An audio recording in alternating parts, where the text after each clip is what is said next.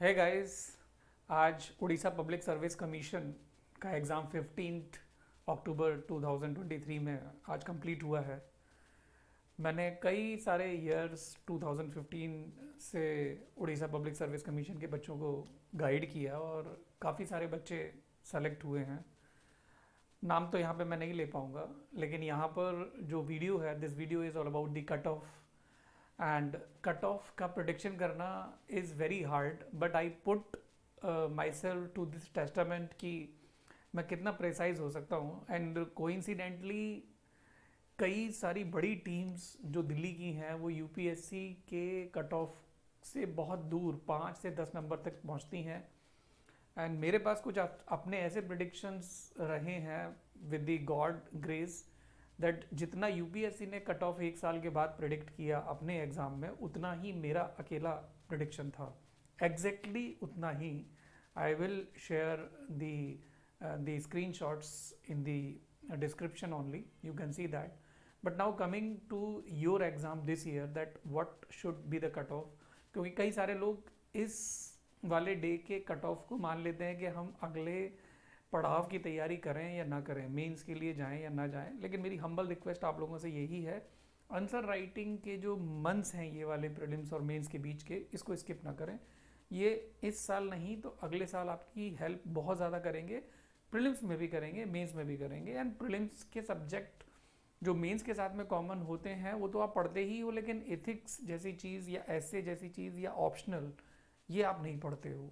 तो ये बहुत ज़्यादा इंपॉर्टेंट है। एंड उड़ीसा के अंदर जो सिलेबस है वो यूपीएससी के सिलेबस की पैरिटी में है।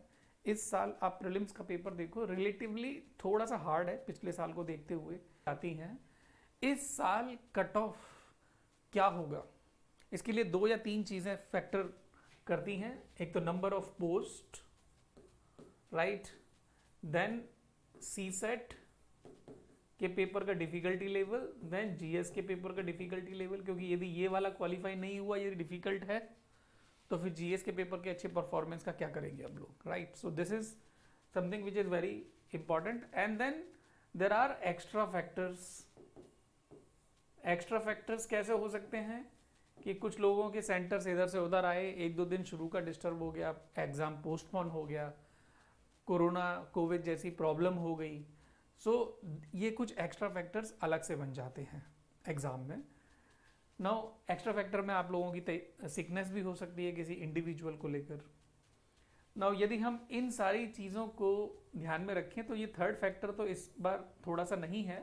सी सेट भी ठीक था, एंड एग्ज़ाम जो रिलेटिवली थोड़ा सा हार्ड है पिछले साल के कंपैरिजन में, तो इस बार का जो कट ऑफ मुझे जो लगता है या 52 तक ये कट ऑफ आपका आना चाहिए इस बार।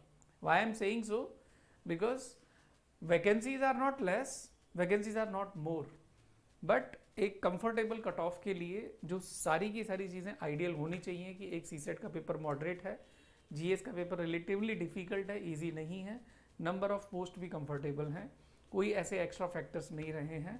तो उन सब I link to this OPSC exam and UPSC exam. I am a faculty for polity, ethics, public administration and essay paper.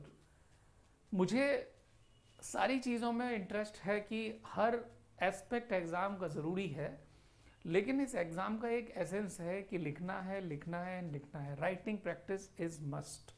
How will you be able to write ऐसे, जो कि एक लॉन्ग आंसर से भी ज़्यादा होता है, और आंसर की लेंथ के हिसाब से या वर्ड की जो लिमिट है उसके हिसाब से यदि मैं ना बोलूँ तो कॉन्टेक्स्ट बिल्कुल आंसर को लिखने का और ऐसे को लिखने का डिफरेंट होता है। यदि आपने प्रैक्टिस नहीं की है ऐसे की, तो सारी की सारी मेहनत आपके कंटेंट लोडेड जो सब्जेक्ट्स हैं, history, geography, science and tech, वो सब बेकार हो जाता है।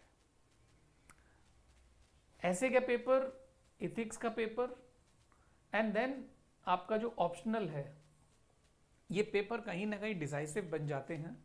यदि कॉमन सब्जेक्ट्स हैं, इथिक्स एंड ऐसे का पेपर, इन सब चीज़ों में आप राइटिंग प्रैक्टिस में आने की कोशिश करो। कम से कम PYQs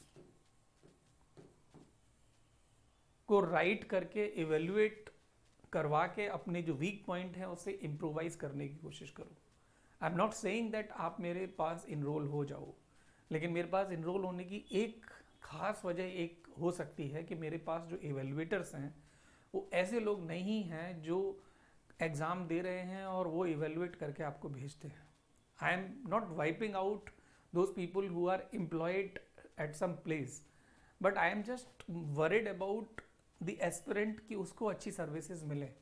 तो मेरी अपनी ये कोशिश है कि मैं ऐसे एवेल्युएटर्स को लाऊं जिनके पास बहुत अच्छा खासा एक्सपीरियंस है और उनके नाम मैं पहले से ही बता पाऊँ बच्चों को, उनसे 1-to-1 कनेक्ट करा पाऊँ। फैकल्टी है वो एक अच्छा एवेल्युएटर्स हो सकता है, जो कमीशंस में काम किए हैं, जिन्होंने एवेल्युएशन के रूप में काम किया है, they can also be there. So this is my humble request that cross-check the process of the test series, especially mains answer writing program. That's all. With these words, I am saying wish you all the very best for the upcoming months and days, for all the preparation aspects that you are having.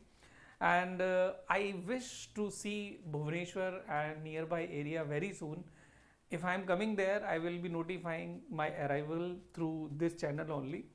Keep watching me and stay tuned for some of the beneficial program that we may have exclusively for Odisha Public Service Commission. Till then, bye bye, Jai Hind.